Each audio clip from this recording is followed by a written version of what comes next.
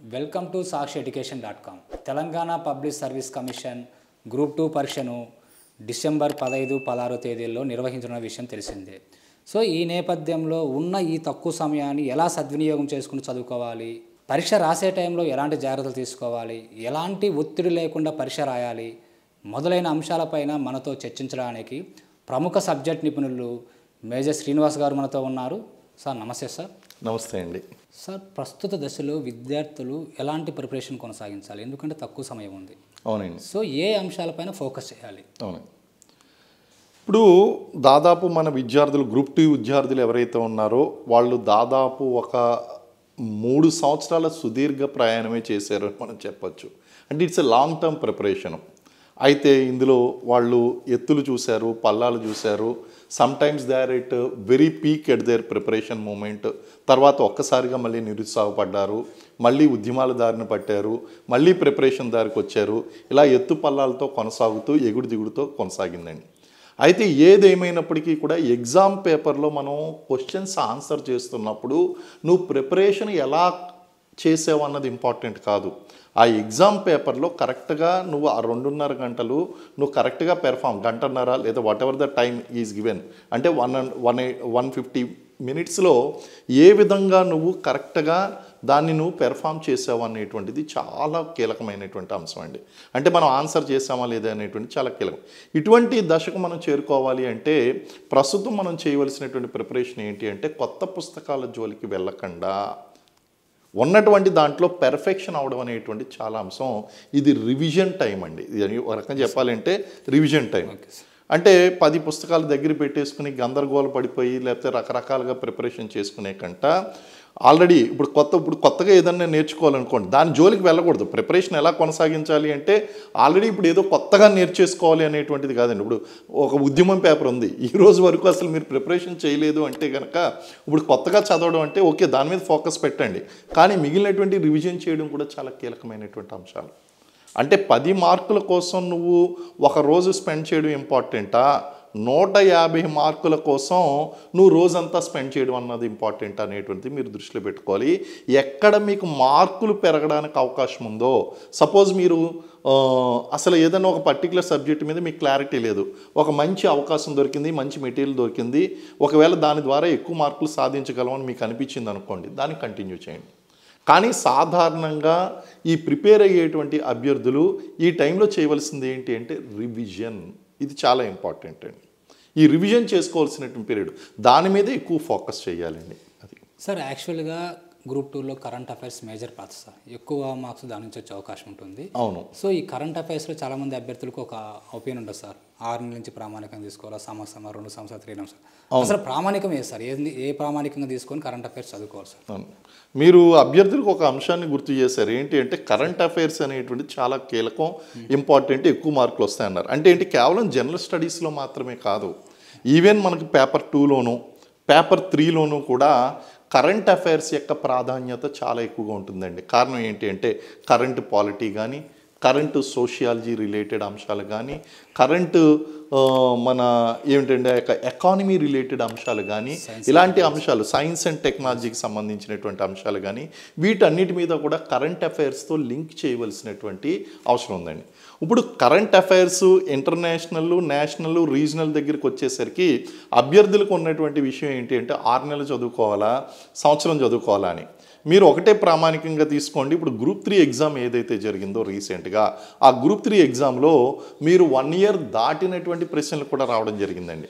అయితే ఇప్పుడు ఏం చేయాలి, ప్రిపేర్ అవుతున్నటువంటివి అయితే మినిమం అయితే 1 ఇయర్ కరెంట్ అఫైర్స్ అయితే ఖచ్చితంగా ప్రిపేర్ కావాలి. దాని మీద ఎక్కువ ఫోకస్ చేయాలి. దాని మీద ఎక్కువ ఫోకస్ చేస్తూ 1 ఇయర్ బియాండ్ కొంచెం తక్కువ ఫోకస్ చేయవలసి ఉంటుందండి. అంటే చదవద్దు అని అనడానికి లేదు. కారణం ఏంటి అంటే మన గ్యాప్ చాలా ఎక్కువ వచ్చిందండి. ఎగ్జామినేషన్ పోస్ట్ పోన్ అయ్యింది. ఎగ్జామినేషన్ పోస్ట్ పోన్ అయినప్పుడు మనకి డేటా అనేటువంటిది మనం గ్రూప్ 3 ఎగ్జామ్లో ఆల్రెడీ ఎక్స్పీరియన్స్ చేసాం. ఆ గ్రూప్ 3 ఎగ్జామ్లో మనకి 1 ఇయర్ బిఫోర్ కరెంట్ అఫైర్స్ కూడా అడగడం అనేటువంటిది జరిగింది. కాబట్టి ప్రధానంగా అభ్యర్థులు 1 ఇయర్ కరెంట్ అఫైర్స్ మీద మినిమం ఫోకస్ చేసి టైం ఏమన్నా ఉంటే కనుక బియాండ్ మీద ఒకసారి జస్ట్ ఒక ఈగల్స్ ఐ వ్యూ కింద ఒకసారి రిఫర్ చేసుకోవడం అనేటువంటిది ఇంపార్టెంట్. ఇకపోతే కరెంటు సబ్జెక్టు అఫైర్స్ దగ్గరికి వచ్చేసరికి ఆ కరెంట్ సబ్జెక్ట్ రిలేటెడ్ అంశాల్లో దానికి ఇయర్ అనేటువంటిది ఎక్కువగా ఉండదు. సాధారణంగా ఈ పేపర్ సెట్ అవుతున్నటువంటి టైంలో న్యూస్ పేపర్లో వచ్చేటువంటి అంశాలు ఏదైతే ఉన్నాయో ఆ యొక్క ఫోకస్ చేయవలసినటువంటి అంశాలు వాటి మీద క్వశ్చన్స్ వచ్చేటువంటి అవకాశం ఉన్నదండి. ఈవెన్ ఖచ్చితంగా కరెంట్ అప్డేటెడ్ రిలేటెడ్ ఎకానమీ అంటే మీరు ఖచ్చితంగా ఇండియా సర్వే చూడాలి. ఈ ఇయర్ది కరెంట్ ఇయర్ది మనకి 24-25 ఇయర్స్ది ఏదైతే ఉందో దానికి సంబంధించినటువంటి రిలీజ్ చేయబడినటువంటి సర్వే, రీసెంట్గా రిలీజ్ అయినటువంటి సర్వే ఏదైతే ఉందో దాన్ని చదవలసి ఉంటుంది. అలాగే మనకి తెలంగాణకు సంబంధించినటువంటి సర్వే కూడా రిలీజ్ అయింది. ఆ యొక్క సర్వేను కూడా చూడవలసి ఉంటుందండి. వీటి మీద ఎక్కువ ఫోకస్ చేస్తే గ్రూప్ 2 అభ్యర్థులకి ప్రధానంగా మార్కులు వచ్చేటువంటి అవకాశం ఉంది. ఇది ఇప్పుడు నేను కరెంట్ అఫైర్స్లో చదువుకోనా, కరెంట్ సబ్జెక్ట్లోనే చదువుకోనా అన్నది పక్కన పెడితే కనుక మీరు అవి చదువుకుంటే మీరు ఖచ్చితంగా కరెంట్ రిలేటెడ్ టాపిక్స్ మీద ఖచ్చితంగా ఆన్సర్ చేయగలుగుతారు. మీలో కనుక ఎవరన్నా ఈ రోజు వరకు మీరు గనక ఆ సర్వే గనక చదవకపోతే ఖచ్చితంగా చదివి వెళ్ళండి, మీకు మార్కులు వస్తాయి. సార్ ఇప్పుడు గ్రూప్ 2 అభ్యర్థులు చాలా రిఫరెన్స్ బుక్స్ చదివి ఉంటారు సార్. అవునండి. సో ఇప్పుడు ఈ ఉన్న టైంలో అన్ని బుక్స్ రివిజన్ చేయాలంటే ఇంపాసిబుల్. అవునండి, అవును. సో ఇప్పుడు రివిజన్ అనేది ఎలా చేయాలి sir? Main point. Excellent. Revision చేయాలి అని చెప్తాం కానీ ఎలా చేయాలని చెప్పడం చాలా ఇంపార్టెంట్. బుక్స్ ఎక్కువ చదివి ఉంటారు ఆల్రెడీ. అవునండి. అన్ని బుక్లు మళ్ళీ తిరగలేరు. అవును సార్. మనం మొదటి నుంచి కూడా చెప్పుకుంటున్నాం అండి, 10 బుక్కులు చదువుకున్నటువంటి మ్యాటర్ అంతా కూడా ఈ ఎగ్జామినేషన్లో మొదటి నుంచి కూడా ఓన్ నోట్స్ ప్రిపేర్ చేసుకోవాలి అని చెప్పడానికి గల కారణం ఏంటి అంటే అండి, మీరు ఇన్ఫర్మేషన్ అనేటువంటిది 4-5 పుస్తకాల నుంచి సేకరిస్తారు. ఒక స్టాండర్డ్ రిఫరెన్స్ బుక్ చదువుతారు, దాంతోపాటు ఇన్ఫర్మేషన్ 2-3 పుస్తకాల నుంచి గ్యాదర్ చేసుకుంటారు. ఇప్పుడు ఒక్కొక్క టాపిక్కి ఒక్కొక్క బుక్ని అలా ఎదురుగా పెట్టుకుని చదువుకోవడం అనేటువంటిది నిజంగా గందరగోళ పరిస్థితి అండి. మీరు ఏదైతే తయారు చేసుకునేటువంటి జిస్ట్ ఉన్నదో, నోట్స్ ఏదైతే ఉందో ఆ నోట్స్ని పదే రివైజ్ చేయండి for all the subjects. Notes చదవడం అనేటువంటిది చాలా ముఖ్యము. అంటే ఏంటండి, నేను మొదట్లో చెప్పుకున్నాం, మన యొక్క సిలబస్ ఏదైతే ఉందో ఆ సిలబస్ అనేటువంటిది పేపర్లు సెక్షన్లు గాను, సెక్షన్లను యూనిట్లు గాను, యూనిట్లను టాపిక్లు గాను, టాపిక్లను సబ్ టాపిక్లు గాను, ఆ సబ్ టాపిక్లను బిట్లుగాను మార్చుకోవాలనుకున్నాం. అదే మనం జిస్ట్ అంటాం. దాన్నే మనం ఏమంటాము, జిస్ట్ అని చెప్పేసి అంటాం. ఈ జిస్ట్ అనేటువంటిది ఎలా ఉండాలి అంటే, ఈ జిస్ట్ అనేటువంటిది మనకి ప్రిపేర్ అయ్యే విధంగా, అంటే రివైజ్ చేసుకునే విధంగా ఉండాలి. ఆ జిస్ట్ అనేటువంటిది చాలా రివైజ్ చేసుకునే విధంగా ఉండాలి. రివిజన్ అనేటువంటిది చిన్న బుక్లోకి వచ్చేయాలండి, చిన్న పాయింట్ల రూపంలో వచ్చేయాలి. అది ఎలాగ ఉండాలంటే, ఒక్కసారి అలా చూసారంటే మొత్తం మీ కళ్ళకండి ఆ పిక్చర్ నడుస్తున్నట్టు ఉండాలండి. ముఖ్యంగా ఉద్యమం పేపర్ లాంటిది కానీ, హిస్టరీ పేపర్ లాంటిది కానీ ఉంటే క్రోనలాజికల్ ఆర్డర్ ఉంటుందండి, ఆ సీక్వెన్స్ ఉంటుంది. ఆ సీక్వెన్స్లో రివైజ్ చేయడం అనేటువంటి చాలా ఇంపార్టెంట్.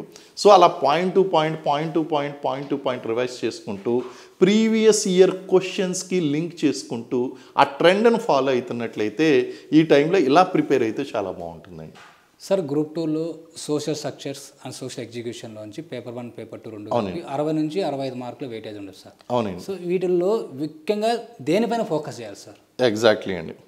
ఇప్పుడు సోషల్ ఎక్స్క్లూజన్, సామాజిక వెలి బహిష్కరణ పేపర్ 1లో మనకుంది జనరల్ స్టడీస్లో భాగంగా.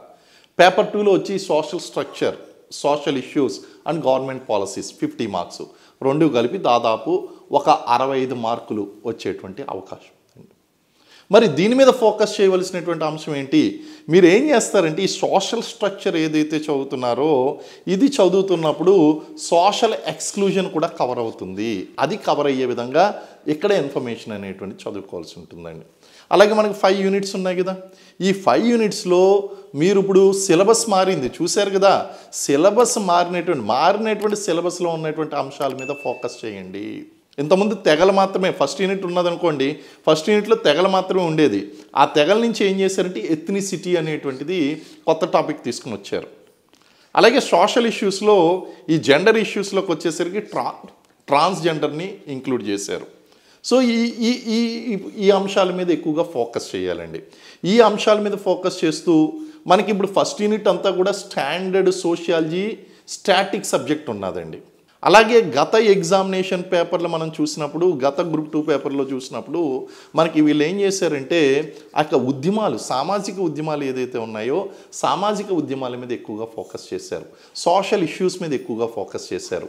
కాబట్టి లాస్ట్ టైం ఏ విధంగా అయితే చేశారో ఈ యూనిట్లకు ప్రిఫరెన్స్ ఇస్తూనే ఫస్ట్ యూనిట్లో ఉన్నటువంటి లాస్ట్ టైం మనకి వివాహం కానీ కుటుంబం కానీ బంధుత్వం మతం ఈ అంశాల మీద ఎక్కువగా ఫోకస్ చేయలేదు.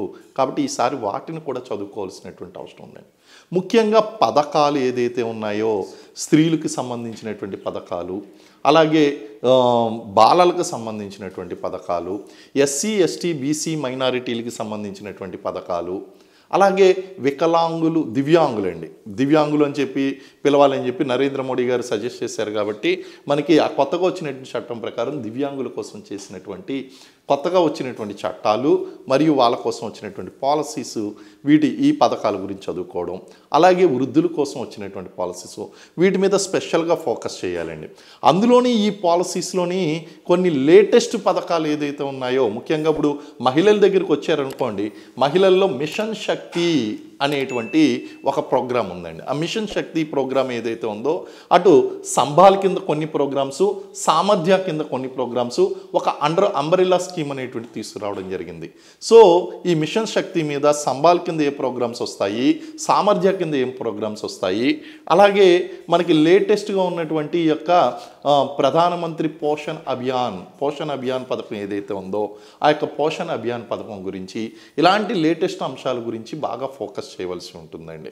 కాబట్టి ఈ సోషియాలజీలో కనుక మనం చూసుకుంటే మొత్తం 5 యూనిట్స్ కూడా 5 యూనిట్స్. మొదటి యూనిట్లోకి వచ్చేసరికి Indian social structure, second unit దగ్గరికి వచ్చేసరికి సోషల్ ఇష్యూస్, థర్డ్ యూనిట్స్ దగ్గరికి వచ్చేసరికి ఉద్యమాలు, ఫోర్త్ యూనిట్ దగ్గరికి వచ్చేసరికి పాలసీసు, ఫిఫ్త్ యూనిట్ దగ్గరికి వచ్చేసరికి తెలంగాణ స్పెసిఫిక్ ఇష్యూస్. వీటన్నిటిని కూడా యూనిట్ని జాగ్రత్తగా కనుక చూసుకుంటే 50 మార్కులు ఎక్కడికి పోవండి. గత గ్రూప్ 3 పేపర్, ఇప్పుడు మనం జరిగినటువంటి గ్రూప్ 3 పేపర్ చూడండి, చాలా ఫోకస్డ్గా ఆ యొక్క మీరు స్టాండర్డ్ రిఫరెన్స్ బుక్ ఏదైతే మనం తీసుకున్నామో అందులోంచి బాగా క్వశ్చన్స్ అనేటువంటి కవర్ చేయడం జరిగిందండి. పాయింట్ టు పాయింట్ చదువుకుని వెళ్ళండి, బాగా రివైజ్ చేసుకుంటూ వెళ్ళండి, ఖచ్చితంగా మార్కులు వస్తాయండి అందులోంచి. సార్, సోషియాలజీలో కరెంట్ అప్డేట్స్ చదవాల్సి ఉంటుంది సార్. మళ్ళీ చదవాల్సి అంటే ఏ అంశాలపైన ఫోకస్ చేయాలి ముఖ్యంగా? ఎగ్జాక్ట్లీ అండి. ఇప్పుడు సోషియాలజీలో కూడా మనకు కరెంట్ అప్డేట్స్ అనేటువంటి చాలా ముఖ్యమండి. ఉదాహరణకి ఇటీవల కాలంలో ఒకసారి మీ యొక్క అలర్ట్నెస్ని కూడా నేను ఇప్పుడు టెస్ట్ చేస్తున్నాను, నా క్వశ్చన్ జాగ్రత్తగా వినండి. ఇటీవల కాలంలో కేంద్ర ప్రభుత్వము మహిళల యొక్క వివాహ వయసు ఎంతకు పెంచింది? ఓకే అని ఇచ్చే ఆప్షన్లో 18, 21, 25 ఇంకా పెంచలేదు అని ఇచ్చే అనుకోండి, ఏం పెడతారు ఆన్సరు? ఒకసారి కామెంట్లో మీరు ఒకసారి పెట్టండి. అక్కడ ఒకసారి మిమ్మల్ని మీరు టెస్ట్ చేసుకోండి. ఒకసారి కామెంట్లో పెట్టిన తర్వాత టెస్ట్ చేసుకోండి, మీ ఆన్సర్ కరెక్ట్గా టాలీ అయిందా, నా ఆన్సర్స్ లేదా అనేటువంటి విషయాన్ని మీరు ఒకసారి టాలీ చేసుకోండి. అంటే ఇక్కడ చాలామంది కొంతమంది ఎవరైతే 21 అని పెట్టారో క్వశ్చన్ని సరిగ్గా అర్థం చేసుకోలేదు. కేంద్ర ప్రభుత్వము 21 సంవత్సరాలకి పెంచాలి అని చెప్పేసి నిర్ణయం తీసుకుంది తప్ప బిల్లు పాస్ అవ్వలేదు. కాబట్టి ఇంకా 18 సంవత్సరాలే ఉంది, కాబట్టి ఇంకా పెంచలేదు, ఇంకా 18 సంవత్సరాలే ఉన్నదండి ఆన్సరు. కాబట్టి మీరు జాగ్రత్తగా చూడాలండి. అయితే ఇప్పుడు కరెంట్ అప్డేట్స్ అన్నాం కదా, కరెంట్ అప్డేట్స్లో మీరు తెలుసుకోవాల్సింది ఏంటంటే ఇటీవల కేంద్ర ప్రభుత్వము ఏం చేసింది అంటే జేఆర్ జైట్లీ కమిటీ ఏం సూచించింది అంటే మహిళల యొక్క వివాహ వయసు 21 సంవత్సరాలకి పెంచాలి అని సూచించింది. కారణం ఏంటి అంటే మ్యారేజబుల్ 18 అయితే ద ప్రెగ్నెన్సీ బేరింగ్ ఏజ్ అనేటువంటిది 18 కరెక్ట్ కాదు, 21. ఉమెన్ కంప్లీట్గా ప్రెగ్నెన్సీ కోసం 21కి రెడీ అవుతుంది. కాబట్టి ఆమెకి ఐఎంఆర్ అంటే ఇన్ఫెంట్ మార్టాలిటీ రేట్ కానీ మెటర్నిటీ మార్టాలిటీ రేట్ని కానీ కంట్రోల్ చేయాలి అంటే వివాహ వయసుని 21కి పెంచాలి అని చెప్పేసి రికమెండేషన్ చేయడం జరిగింది. కానీ కేంద్ర ప్రభుత్వం ఇంకా బిల్లును తీసుకుని రాలేదు, అది ఇంకా అప్రూవ్ కాలేదు. కాబట్టి ఇలాంటి కరెంట్ అప్డేట్స్ అనేటువంటివి చూసుకోవాలండి. అలాగే చైల్డ్ మ్యారేజెస్ గురించి కేంద్ర ప్రభుత్వం రీసెంట్గా ఒక పథకాన్ని ప్రారంభించింది, దాన్ని చూడాలండి. అలాగే ఐసిడిఎస్ పథకం ఉన్నదండి. ఐసిడిఎస్ ప్రాజెక్టు ఏదైతే ఉందో ఐసిడిఎస్ ప్రాజెక్టు సేవల్ని ఏమని మార్చారు అంటే అంగన్వాడీ సర్వీసెస్ ప్రాజెక్టుగా మార్చడం జరిగిందండి. ఇలాంటి కరెంట్ అప్డేట్స్ అన్నిటి మీద కూడా మీరు ఫోకస్ చేయవలసి ఉంటుంది. కాబట్టి సోషియాలజీలో కరెంట్ అప్డేట్స్ అనేటువంటివి కూడా చాలా ముఖ్యం. అలాగే ఎస్డిజి గోల్స్ ఉన్నాయండి. ఎస్డిజి గోల్స్లో goal number 5, goal number 5 is very important. లింగ సమానత్వం మీద, వీటి మీద, అలాగే మహిళా సాధికారత మీద ఉన్నటువంటివి, ఇలాంటివన్నీ కూడా గోల్స్, ఎస్డిజి గోల్స్లో కూడా సోషియాలజీ రిలేటెడ్ ఏమున్నాయి అనేటువంటిది చూడాలి. అలాగే మనకి ఎన్సీఆర్బి రిపోర్ట్ ఉన్న చూశారు. NCRB report national crime records bureau వాళ్ళు 2022 సంవత్సరంలో జరిగినటువంటి నేరాలన్నిటి గురించి కూడా నివేదిక ఇస్తూ 2023 డిసెంబర్లో రిలీజ్ చేశారు. ఇప్పుడు రిలీజ్ చేసింది మీకు ఇంకా వర్తించదు, ఎందుకంటే పేపర్ ఆల్రెడీ సెట్ అయిపోయింది కాబట్టి. కాబట్టి ఆ 2002లో రూపొందించినటువంటి దాంట్లో మహిళలపై ఉన్నటువంటి నేరాలు 4% పెరిగినాయి. ఇది ఇంపార్టెంట్ అండి. అలాగే మహిళలకు ఏ నగరాలు సురక్షితంగా ఉన్నాయి అనేటువంటి చూస్తే మొట్టమొదటి ప్లేస్లో కలకత్తా ఉంది, తర్వాత ప్లేస్లో పూణే ఉంది, మూడో ప్లేస్లో హైదరాబాద్ ఉంది. సో ఇవన్నీ కూడా సోషియాలజీ కరెంట్ రిలేటెడ్ అప్డేట్స్ అండి. వీటి మీద బాగా ఫోకస్ చేసుకుని వెళ్ళండి. ఇటువంటి అంశాల మీద అన్నింటిలో కూడా అంటే ఇటు డైనమిక్ సబ్జెక్టు చదవండి. వివాహము, కుటుంబము, బంధుత్వము, మతము, భారతీయ సమాజంలో స్త్రీల అంతస్తు, స్త్రీలపై జరుగుతున్నటువంటి ఆ యొక్క ఆకృత్యాలు, ఇవన్నీ కూడా క్రైమ్ ఎగెనిస్ట్ ఉమెన్, ఇవన్నీ కూడా వీటిని చదువుతుంతో పాటు ఈ కరెంట్ అప్డేట్స్ అనేటువంటి చదువుకోండి. మళ్ళీ ఇంకొకసారి చెప్తున్నాను, రీసెంట్గా ఐపీసీ ఏదైతే ఉందో దాన్ని భారతీయ న్యాయ సంహిత బిఎన్ఎస్గా మార్చడం జరిగింది. అలాగే 3 కొత్త చట్టాలు వచ్చి 3 కొత్త న్యాయ చట్టాలు వచ్చినాయి కాబట్టి ఆ 3 కొత్త న్యాయ చట్టాల గురించి మనం అక్కడ చదవలసి ఉంటుందండి. ఇవన్నీ చూసుకుని వెళ్ళండి. కరెంట్ అప్డేట్స్లో ఖచ్చితంగా మీరు మార్కులు సాధిస్తారు. సార్, ఇప్పుడు చాలామంది అభ్యర్థులు ఒక ప్లేస్లో కూర్చున్నప్పుడు గ్రూప్ 2 ఎగ్జామ్స్ ప్రిపేర్ అభ్యర్థులు గత ప్రభుత్వంలో ఉన్న పథకాలపైన ప్రశ్న వస్తే ప్రస్తుత ప్రభుత్వంలో ఉన్న పథకాలపైన ప్రశ్న, ఇది ఒక పెద్ద ప్రశ్న చర్చ అయిపోయింది సార్. మీరు గత ప్రభుత్వం నుంచి ప్రశ్న వస్తే ఈ ప్రభుత్వం నుంచి ప్రశ్న వస్తే మీరేమంటారు సార్? మీరు నిజంగా అభ్యర్థులకి 100% క్లారిటీ ఇచ్చేటువంటి క్వశ్చన్ అడిగారు. రీజన్ ఏంటి అంటే అభ్యర్థులకు ఉన్నటువంటి గందరగోళం ఏంటి అంటే చాలామందికి ఇది చాలా సీనియర్ ఆస్పిరెంట్స్ కూడా ఈ డౌట్ ఉంది. అది పాత కేసీఆర్ ప్రభుత్వంలో పథకం కదా, అది ఇక్కడ రాదు, అది వదిలేద్దాం, ఇది చదువుదాం. ఒకటి చెప్పండి, మొదటి పంచవర్ష ప్రణాళికలో ఉన్నటువంటి పథకాల గురించి ఎగ్జామ్లో అడుగుతున్నాడా లేదా? రెండవ పంచవర్ష ప్రణాళిక, మూడవ పంచవర్ష ప్రణాళికల్లో గతంలో వచ్చినటువంటి ప్రణాళికలన్నీ మనకు అడుగుతున్నారా లేదా? అవి అడుగుతున్నప్పుడు ఇవి కూడా అడుగుతారు. మీరు గ్రూప్ 3 పేపర్ తీసుకోండి. గ్రూప్ 3 పేపర్లో మీకు పాత ప్రభుత్వం తీసుకొచ్చినటువంటి పథకాల గురించి అడిగారా లేదో మీరే రియలైజ్ అవ్వండి. కాబట్టి ఇది ఏ ప్రభుత్వం తీసుకొచ్చినటువంటి పథకం అనేటువంటిది అక్కడ చూడడం కాదు, అక్కడ సబ్జెక్ట్ పరంగా చూసుకుంటే కళ్యాణ లక్ష్మి పథకం అది ఏ గవర్నమెంట్ తీసుకొచ్చింది అన్నది ఇంపార్టెంట్ కాదండి. కాబట్టి అభ్యర్థులు ఇటువంటి అపోహలకు వెళ్ళొద్దు. ఖచ్చితంగా మన ప్రస్తుత ప్రభుత్వం తీసుకొచ్చినటువంటి పథకాలని ఖచ్చితంగా చదవండి. వాటిని చదవడంతో పాటు గతంలో ఉన్నటువంటి తెలంగాణలో అమలవుతున్నటువంటి ప్రతి పథకాన్ని మీరు చదవవలసిందే. కాబట్టి కొత్త పథకమా పాత పథకమా అనేటువంటి అపోహలకు వెళ్ళొద్దు. 100% అన్ని పథకాలు చదువుకుని వెళ్ళండి. కాబట్టి మీరు అస్సలు అపోహలకు వెళ్ళారంటే కొన్ని పథకాలు మీరు మిస్ అయిపోతారు. పథకాలు నేను చెప్తున్నానండి, పథకాలు మీరు గనక తరోగా చదివితే కొన్ని ఇంపార్టెంట్ పాయింట్స్ చెప్తాను చూడండి. Central government schemes, state government schemes, అలాగే రాజ్యాంగంలో ఉన్నటువంటి కొన్ని ముఖ్యమైనటువంటి అధికరణలు, అలాగే చట్టాలు మహిళా చట్టాలు, బాలల చట్టాలు, వృద్ధుల చట్టాలు, దివ్యాంగుల చట్టాలు, స్వతంత్రానికి ముందు చేసినటువంటి చట్టాలు, స్వతంత్రానికి తర్వాత చేసినటువంటి చట్టాలు, అలాగే కొత్తగా వచ్చినటువంటి ఈ న్యాయ చట్టాలు, వీటితో పాటు ముఖ్యమైనటువంటి దినోత్సవాలు, ఈ అంశాలు 5 కనుక మీరు త్వరగా చదువుకుని వెళ్తే మీకు ఉన్నటువంటి 600 మార్కుల్లో కనీసం ఒక 10 నుంచి 15 మార్కులు ఈ అంశాల నుంచి క్వశ్చన్స్ వస్తాయండి, ఈ అంశాల నుంచి. కాబట్టి మీరు ఇంకా ఎక్కువ కూడా రావచ్చండి. పాలసీస్ కాబట్టి అటు ఎకానమీలో కవర్ అవుతాయి, ఇటు మన సోషియాలజీలోనూ కవర్ అవుతాయి, ఇంకా ఎక్కువ కూడా వచ్చేటువంటి అవకాశం ఉంది. పథకాల విషయం దగ్గరికి వచ్చేసరికి పాత ప్రభుత్వ పథకాల, కొత్త ప్రభుత్వ పథకాలు అనేటువంటి కాదు, ఎక్కువ ఫోకస్ అనేటువంటి ప్రస్తుత ప్రభుత్వ పథకాల మీద చేస్తూ పాత పథకాలను చదవలసినటువంటి అవసరం ఉంది. మీకు ఏమన్నా డౌట్ ఉంటే కనుక మొన్న జరిగినటువంటి గ్రూప్ 3 పేపర్ ఒకసారి రిఫర్ చేసుకోండి. సార్, ఇప్పుడు చాలామంది గ్రూప్ 2 అభ్యర్థులు చాలా ప్రాక్టీస్లు రాసి ఉంటారు. అవునండి. సో ప్రాక్టీస్ రాసిన వాళ్ళు కొద్దిగా నేను చాలా ప్రాక్టీస్ రాసినాను కొద్దిగా కాన్ఫిడెంట్గా ఉంటారు. అవునండి. కొందరు ఏంటంటే ప్రాక్టీస్లు రాయకుండా డైరెక్ట్ ఓన్లీ ప్రిపరేషన్. అవునండి, అవును. సో వీళ్ళిద్దరి మధ్యలో ఈ కంపారిజన్ అంటే ఎవరికి ఎక్కువ అవకాశం ఉంటుంది ఎగ్జామ్స్ బాగా ఫ్రీగా రాయడానికి మంచిగా? ఒకటండి, మీకు ఒక విషయం చెప్తాను. ప్రాక్టీస్ రాసిన వాళ్ళు, రాయని వాళ్ళు. మీరు ఇప్పుడు సైకిల్ నేర్చుకోవాలనుకుంటున్నారు. Okay sir.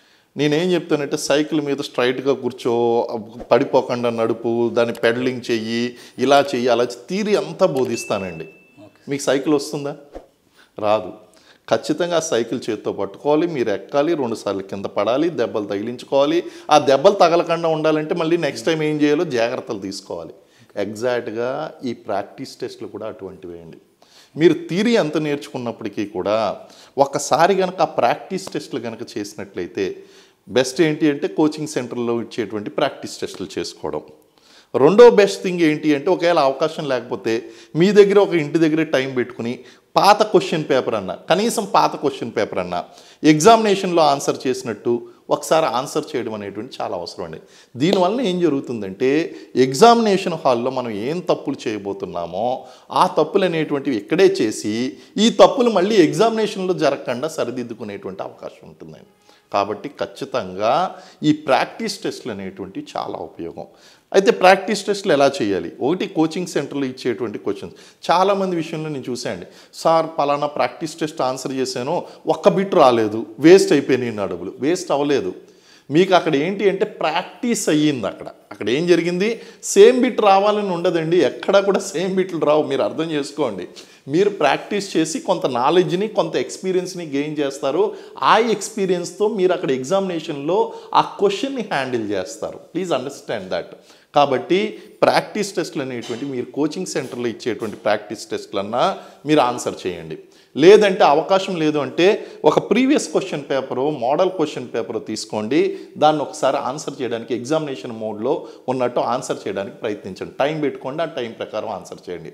దానివలన మీరు తప్పులు చేస్తే కనుక ఆ తప్పులను సరిదిద్దుకునే అవకాశం మనకు కలుగుతుందండి. It's very important. సార్, గ్రామీణమైన పేద విద్యార్థులు చాలామంది ఉంటారు, గృహిణీలు ఉంటారు, కొద్దిగా ఎకనామికల్గా కొంచెం సిటీ లాంటివి వచ్చి చదువుకునే వాళ్ళు ఉంటారు. అలాంటి వాళ్ళు ఇప్పుడు సార్ టీఎస్పీఎస్సీ ఉంది, మోడల్ పేపర్స్ ప్రీవియస్ పేపర్స్ పెడుతుంది, సో అది ఓకే. కానీ టీఎస్పీఎస్సీనే టెస్ట్ సిరీస్ పెడితే ఎలా ఉంటుంది? వాటర్ గ్రూప్ 1 కానీ గ్రూప్ 2 కానీ వాటర్ టీఎస్పీ నుంచి వచ్చే గ్రూప్ 3 గ్రూప్ 4 వాటర్ ఏమైనా కానీ టెస్ట్ సిరీస్ పెడితే ఇలాంటి గ్రామీణ నేపథ్యంలో ఉన్న వాళ్ళకు చాలా ఉపయోగపడుతుంది కదా. ఇప్పుడు ప్రైవేట్ ఇన్స్టిట్యూట్కి వచ్చి వాళ్ళు డబ్బులు కట్టి టెస్ట్ సిరీస్ రాసుకోవాలనే వాళ్ళకు టీఎస్పీఎస్ని గవర్నమెంట్ ఆఫీషియల్గా ఇస్తే ఎంత బాగుంటుంది అంటే టెస్ట్ సిరీస్ రూపంలో కాకుండా మీకు ఎక్స్ప్లెయిన్ చేస్తాను చూడండి. ఇప్పుడు రీజన్ ఏంటి అంటే గతంలో మనకు జరిగినటువంటి గ్రూప్ 1 ఎగ్జామ్ సిలబస్ మారినప్పుడు కానీ గ్రూప్ 2 ఎగ్జామ్ సిలబస్ మారినప్పుడు కానీ మనం చేసినటువంటి పని ఏంటి అంటే ఇది మా సిలబస్సు, ఇది మోడల్ పేపరు అని చెప్పేసి అక్కడ వెబ్సైట్లో అప్లోడ్ చేయడం అనేటువంటిది జరిగేదండి. ఫర్ ఎగ్జాంపుల్ గ్రూప్ 1 విషయంలోనే చూడండి. గ్రూప్ 1 విషయంలో మొన్న జరిగినటువంటి ఒక గందరగోళం ఏంటి అంటే ఇక్కడ మొత్తం ఒక్కొక్క సెక్షన్లోని 5 ప్రశ్నలు ఉంటాయి, మొత్తం పేపర్లో 15 ప్రశ్నలు ఉంటాయి అని చెప్పారు. అయితే question number 1, question number 2 compulsory అన్నారు. ఆ క్వశ్చన్ నెంబర్ 1, 2 కంపల్సరీ అన్నప్పుడు ఆ 2 క్వశ్చన్స్ కంపల్సరీ అన్నప్పుడు అది ఫస్ట్ యూనిట్ నుంచి వస్తుందా, సెకండ్ యూనిట్ నుంచి వస్తుందా అనేటువంటి విషయంలో క్లారిటీ లేదు అభ్యర్థులకి. కాబట్టి కొంతమంది గతంలో జరిగినటువంటి ఎగ్జామ్స్ విధంగా first unit first question, second unit second question, third unit third question, fourth unit fourth question, fifth unit fifth question అనుకునే విధంగా ప్రిపరేషన్ చేసుకుని కొంతమంది వెళ్ళారు. కొంతమంది ముందుగానే ఊహించి లేదు ఫస్ట్ సెకండ్ యూనిట్లో అందులోంచి ఇస్తామని చెప్పలేదు కాబట్టి ఎక్కడి నుంచి అయినా ఇవ్వచ్చు అని చెప్పి ఊహించుకుని చదువుకున్న వాళ్ళు వెళ్ళినటువంటి వాళ్ళు మొత్తానికి ఈ స్థితిలో గందరగోళం అయితే ఉందండి. అయితే ఈ విషయంలో ఒక మోడల్ పేపర్ కనుక రిలీజ్ చేసి ఉంటే కనుక చాలా చక్కగా ఉండేదండి. ఇప్పుడు మనకి కొత్తగా మనకి టీజీపీఎస్సీ చైర్మన్ కింద శ్రీ బుర్రా వెంకటేశ్వరం గారు ఛార్జ్ తీసుకున్నారండి. ఆయన కాంపిటేటివ్ ఎగ్జామ్స్ స్వయంగా ప్రిపేర్ అయ్యి ఆయన స్వయం కృషితో ఐఏఎస్ సాధించి ఇంత స్థాయికి ఎదిగారండి. ఈ యొక్క ఆయన పూర్తి గ్రామీణ నేపథ్యం ఉన్నటువంటి వ్యక్తి. సో అలాంటి ఆ బుర్రా వెంకటేశ్వరం గారు మనకి చైర్మన్గా ఉన్నప్పుడు ఇలాంటి సంస్కరణల మీద దృష్టి పెట్టవలసినటువంటి అవసరం ఎంతైనా ఉందండి. ఎందుకంటే మనం ఏదైనా ఒక సిలబస్ మార్చాం, ఒక కొత్త మోడల్లో మనం ఎగ్జామ్ కండక్ట్ చేస్తున్నాం, వెంటనే ఏం చేయాలి, ఒక మోడల్ పేపర్ అనేటువంటి దానికి సంబంధించి అందులో అప్లోడ్ చేయవలసినటువంటి బాధ్యత టీజీపీఎస్సీకి ఉందండి. ఇలాంటి సంస్కరణలు కనుక చేసినట్లయితే మీరు అన్నట్టు గ్రామీణ నేపథ్యంలో ఉన్నటువంటి విద్యార్థులందరికీ కూడా వాళ్ళు డబ్బులు కట్టుకుని కోచింగ్ సెంటర్లోనే టెస్ట్ సిరీస్లు రాసుకోవాల్సినటువంటి అవసరం ఉండదు.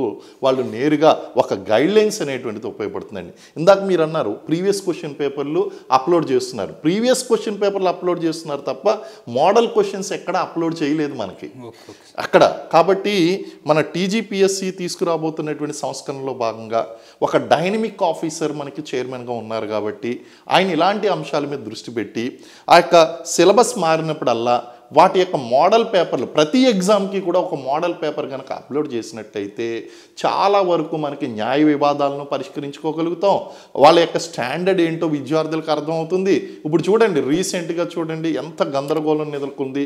వాళ్ళు అంటారు ఏంటి, వేటిని ప్రామాణికంగా తీసుకోవాలి అని చెప్పేసి, అందులోనే వెబ్సైట్లోనే ఇవి మా ప్రామాణిక పుస్తకాలు అని చెప్పేసి ఇచ్చేయడం, ఒక మోడల్ పేపర్ అనేటువంటిది ప్రతి ఎగ్జామ్కి కూడా అప్లోడ్ చేయడం అనేటువంటి నిపుణులు ఉన్నారు, విషయ నిపుణులు ఉన్నారండి. ఆ విషయ నిపుణులు పేపర్ సెట్టర్స్ ఉంటారు, విషయ నిపుణులు ఉంటారు, వాళ్ళందరి చేత పేపర్ అప్లోడ్ ఇది కేవలం మన టీజీపీఎస్సీ చేయవలసినటువంటి సంస్కరణ మాత్రమే కాదు, దేశంలో ఉన్నటువంటి అనేక పబ్లిక్ సర్వీస్ కమిషన్లు ఈ మెథడ్ ఫాలో అవుతున్నాయండి. కాబట్టి మనం ఖచ్చితంగా మీరు అన్నట్టు ఈ మెథడ్ కనుక ఫాలో అయినట్లయితే గ్రామీణ నేపథ్యం ఉన్నటువంటి అభ్యర్థులకు, వాళ్ళకి మాత్రమే కదండి, ప్రిపేర్ అయ్యేటువంటి ప్రతి అభ్యర్థికి కూడా చాలా చక్కగా ఉపయోగపడుతుంది ఇది. సార్, ఈ ప్రాక్టీస్ టెస్ట్ విషయం మీరు చెప్పలేదు సార్. అసలు టీఎస్పీఎస్సీ అసలు వెబ్సైట్లోనే ప్రాక్టీస్ టెస్ట్ చేసుకోవచ్చు కదా. అవే మోడల్ పేపర్లు మనం పెంచినట్లయితే ఇంక ప్రాక్టీస్ టెస్ట్లుగా ఉపయోగపడతాయండి ఒక రకంగా చెప్పాలంటే. సాధారణ అయితే నాకు మధ్యలో I think one of the statement public service commission నుంచి వచ్చిందండి.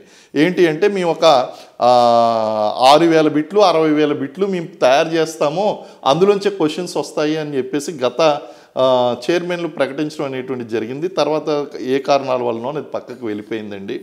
ప్రాక్టీస్ టెస్టులు, మోడల్ టెస్టులు అనేటువంటిది ఒక రకంగా చెప్పాలి అంటే మనకి గవర్నమెంట్ ద్వారా ఏదైతే ఇప్పుడు జిల్లాల్లో సెంటర్లు చేస్తున్నారో వాళ్ళు టెస్టుల మీద ఫోకస్ చేయాలండి.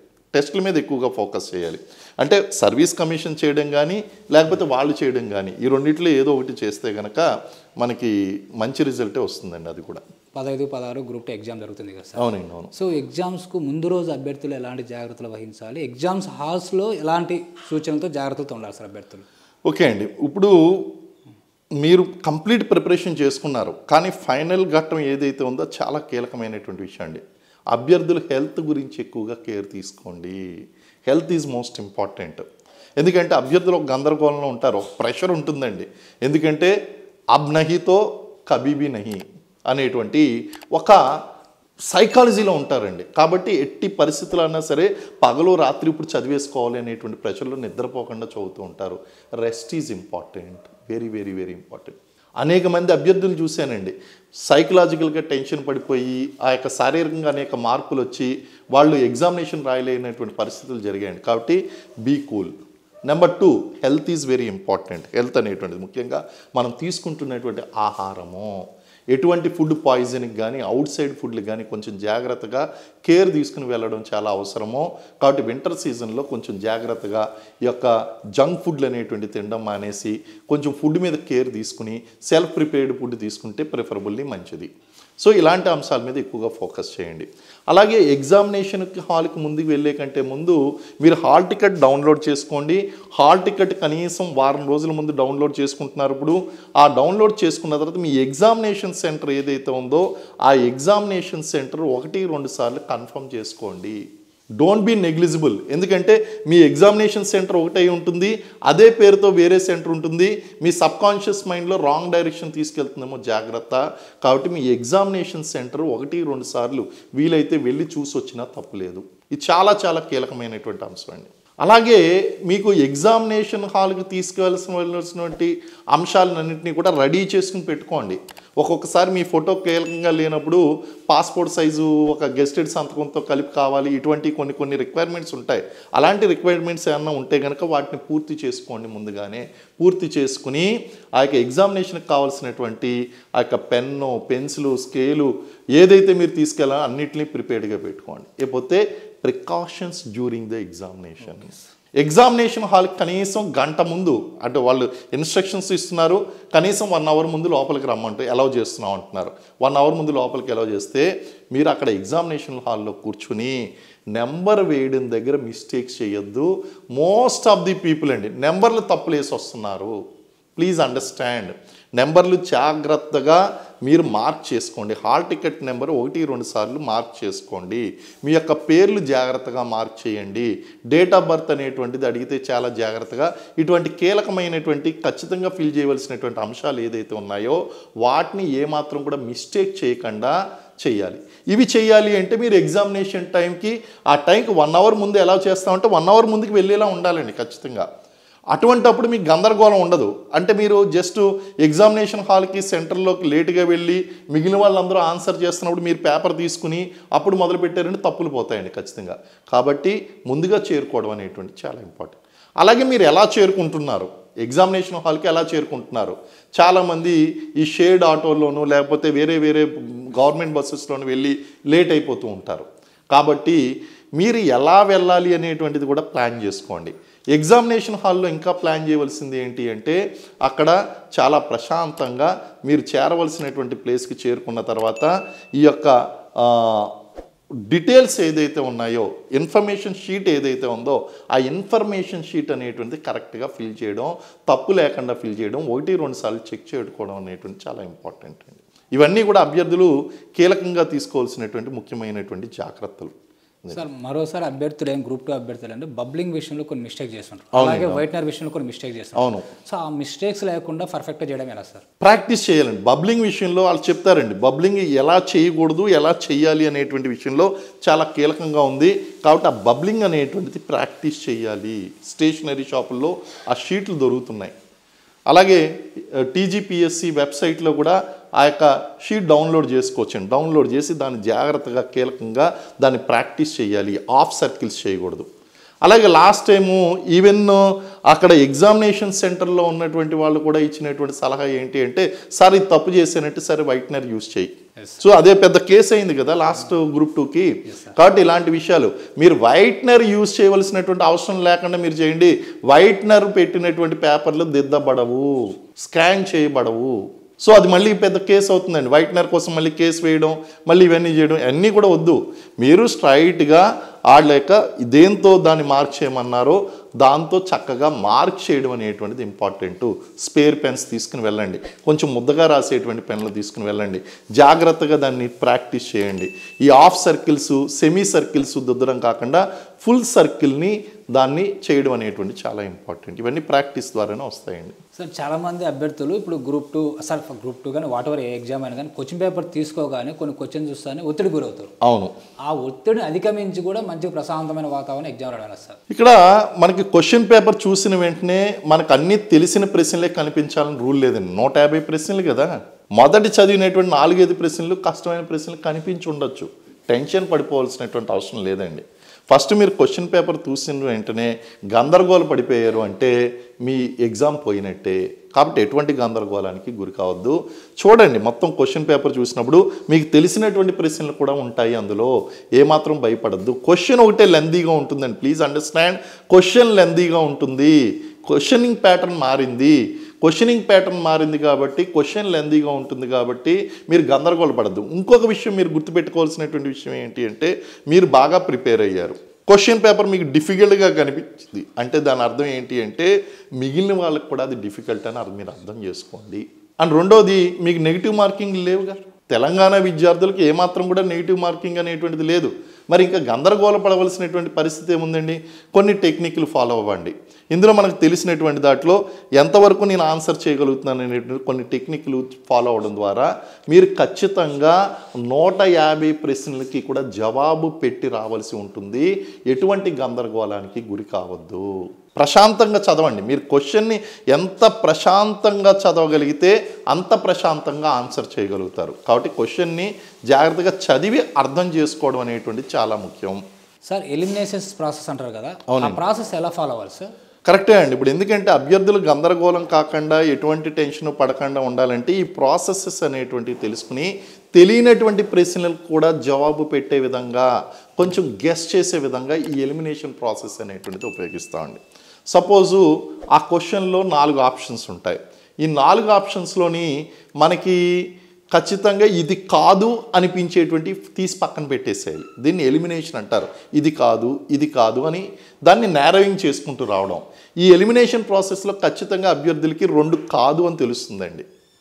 ఒక 2 మాత్రం గెస్ చేయవలసి ఉంటుంది. ఒక 2 విషయాలు మాత్రం మీరు 100% గెస్ చేయవలసి ఉంటుంది. ఇదా అదా అనేటువంటిది అది 50-50% ఇంకా గెస్ చేసి పెట్టవలసినటువంటి ఆన్సర్ అండి. లేదు, మీ ప్రిపరేషన్ కనుక చాలా బాగుంది, మీకు కరెక్ట్ గెస్సింగ్, మీ గెస్సింగ్ కరెక్ట్ అవుతుందండి అక్కడ. సో ఇది దేని ద్వారా సాధ్యమవుతుందంటే ఎలిమినేషన్ ప్రాసెస్ ద్వారా సాధ్యమవుతుంది. అక్కడ మీరు ఏం చేయాలంటే ఇంటూ పెట్టుకుంటూ వెళ్ళిపోవాలి, ఇది కాదు ఇది కాదు ఇది కాదు అని క్వశ్చన్ పేపర్లో ఇంటూ పెట్టుకుంటూ వెళ్ళిపోయి ఏది కరెక్ట్ అన్న చోట ఒకసారి జాగ్రత్తగా కూల్గా ఆలోచిస్తే కనుక మీకు గెస్సింగ్ కరెక్ట్ అవుతుందండి. దీన్నే మనం elimination process, correct analysis process అని చెప్పేసి మనం చెప్తాం. ఈ ప్రాసెస్ ద్వారా మీరు కొంతవరకు తెలియనటువంటి ప్రశ్నలకు కూడా ఆన్సర్ చేసి రావచ్చండి. సార్ చివరిగా మరో ప్రశ్న సార్, గ్రూప్ 2 పరీక్షకు హాజరయ్యే అభ్యర్థులకు మీరు ఇచ్చే సూచనలు సలహాలేంటి సార్? ఒకటే అండి, మనకి మీరు ప్రిపరేషన్ యొక్క చివరి స్టేజ్లో ఉన్నారు, కొత్త విషయాలు ఏం ప్రయత్నించకండి. ఆల్రెడీ మీరు నేర్చుకున్న దాన్ని బాగా ఇంకా పెర్ఫెక్షన్ సాధించండి, దాన్నే రివైజ్ చేయండి, కూల్గా వెళ్ళండి. మీరు ఖచ్చితంగా మీ టార్గెట్ని రీచ్ అవుతారు. ఎందుకంటే కష్టపడ్డ వాళ్ళకి ఖచ్చితంగా రిజల్ట్ అనేటువంటిది వస్తుంది. మీ మీద మీరు నమ్మకం ఉంచండి, మీ ఆరోగ్యాన్ని జాగ్రత్తగా చూసుకోండి. ఎగ్జామినేషన్ ముందు రోజు జాగ్రత్తగా సఫిషియంట్ రెస్ట్ అనేటువంటిది తీసుకుని ఎటువంటి గందరగోళం లేకుండా మీరు ప్రశాంతమైనటువంటి మనసుతో వెళ్ళి ఎగ్జామ్ రాయండి. ఖచ్చితంగా మీరు విజయం సాధిస్తారు. గ్రూప్ 2 పరీక్షకు హాజరయ్యే అభ్యర్థులకు మేజర్ శ్రీనివాస్ గారి సూచన సలహాలు విన్నారు కదా. ఇది ఇవాల్టి ఇంటర్వ్యూ. మరో ఇంటర్వ్యూలో మళ్ళీ కలుద్దాం. Thank you Sakshi education.